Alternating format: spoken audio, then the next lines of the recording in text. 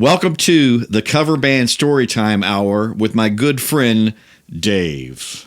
And How you doing? Yeah, so we have played in cover bands like forever. I mean, it goes back to when I was like -8. And gosh, when was the first time we met? Late 80s. Yeah. The Grand. Yeah, Grand Theater. There's a theater in our hometown. We grew up around the Louisville area. We actually had two bands. His band was Juliet's Diamond. Mine was Paris. Yeah, we've got a lot of history, brother. Couple days. Yeah. How old were you? Were you 15 when we met? And I would have been 16, 17. Yeah, I think we did our first show when I was 16. Yeah, I was 7. What, 88? 89. 89. January 28th, 1989. There's a flyer somewhere floating around. Mm-hmm. Yeah, I've got a picture of it somewhere. And so we'll put that on there. So they came over, we jammed a bit, and then we decided to do a show together. That show was probably my third time on a stage. And in those days, like, you know, it's 3 months away, and when you're that young, you like rehearse like every day for it. And the show was a big deal. It was an old movie theater, and we rented it out. You remember how many people paid? $4 a head to get in. Big money back in 1980. I know it was over 500 people. 578. 578. And so we walked after paying insurance and all that kind of stuff. I think we all walked out with like $5 and something like that. 55 a man. Yeah, was it? Really? Both bands, each guy, $55. See? Free and clear. Like, yeah, I've lost the footage. I'm sure it's somewhere in this house, but I remember this fella Jason, who's no longer with us. He would knock on our door and go, "All right, guys, 7 p.m. guys," and then he'd just disappear. "All right, guys, 7:15." He'd just keep coming in, just being funny, and then finally he come in. And he's like, "Guys, I'm being serious. You guys are going to crap when you see this line," and then you hear us in the background of that video just starting to like, "Oh my God," you know, and then they wouldn't open up the doors. I think the doors open at whatever time, 7:30 or 8 o'clock, whatever time the doors open at this time.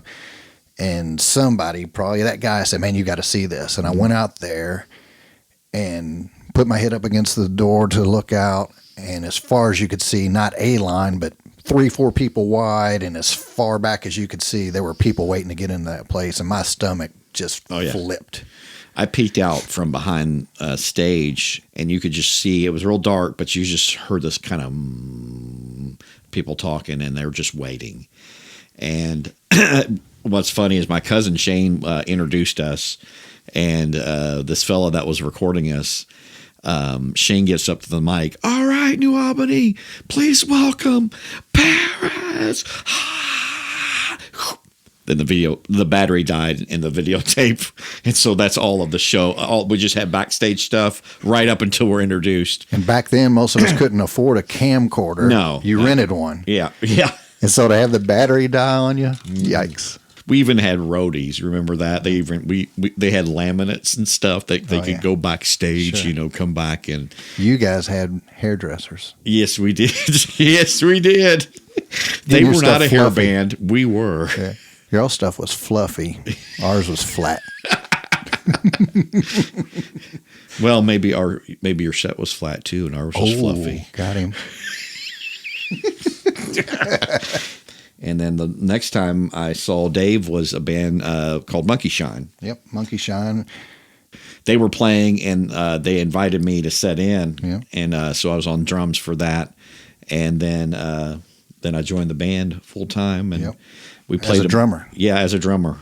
We played a place that's no longer in business, Bailey's it was called, and we were playing the song. It was Chumbawamba songs. What was the song? Tub Thumping. Tub Thumping by Chumbawamba, and they had to stop our gig because the floor was buckling. People were jumping up and down, and it made the stage. Yeah. They were worried about it collapsing. Yeah.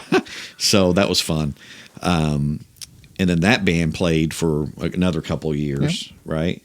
And that band morphed into an original band called The Bridge.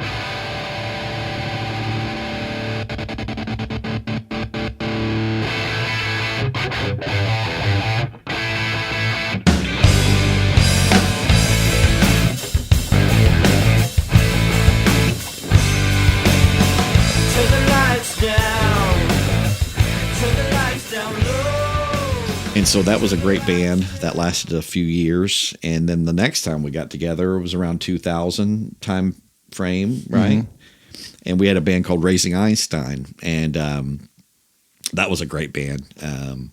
Had a female singer, Cristina, who's amazing. And we played, gosh, a good 6-7 years. Yeah. Yeah, that was a good cover band. Mm-hmm. Yeah. She was versatile. We did songs by No Doubt and Sheryl Crow. Journey. Yeah. Yeah. Then I would sing all the Brown Eyed Girls and all that kind of stuff. Tell them about when we played at the Executive and at the fairgrounds, and then we went to the Executive, and then what happened at the Executive.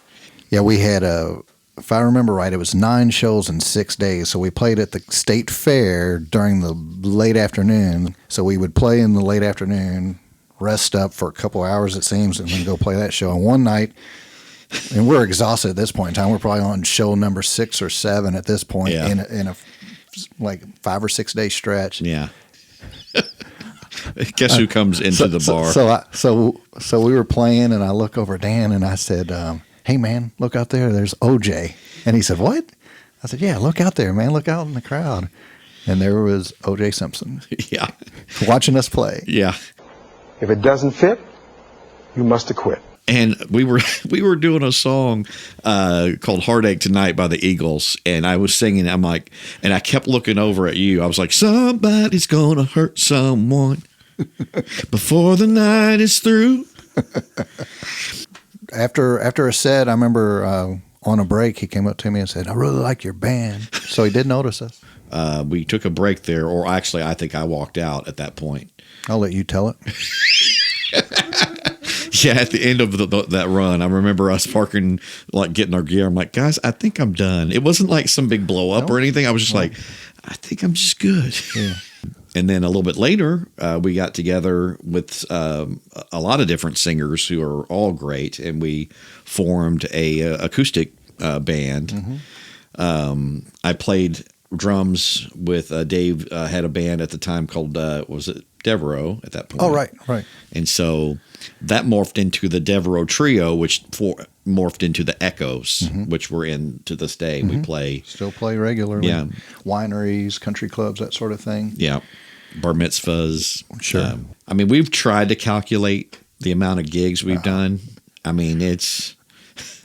if we would have kept a log, my gosh, no telling. I mean, between all the acoustic gigs and Dan has subbed for my bands that I'm in present day on drums, short notice sometimes. I mean, we've done so many, played a lot of music together.